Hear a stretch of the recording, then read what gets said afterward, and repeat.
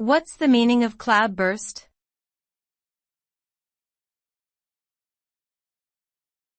Cloudburst.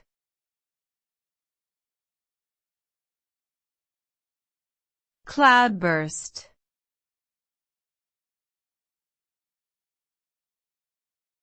Cloudburst.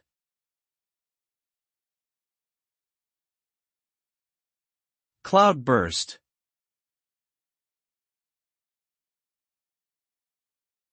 Cloudburst refers to a sudden and intense rainstorm that lasts for a short duration but results in a significant amount of rainfall within that time. It typically occurs in areas with high humidity and convective instability, such as mountainous regions or tropical climates. The heavy rainfall can cause flash floods, landslides, and other forms of severe weather conditions. In some cases, a high water volume can exceed the drainage capacity, resulting in waterlogging and property damage. Overall, cloudbursts can have a significant impact on the local ecology, economy, and infrastructure.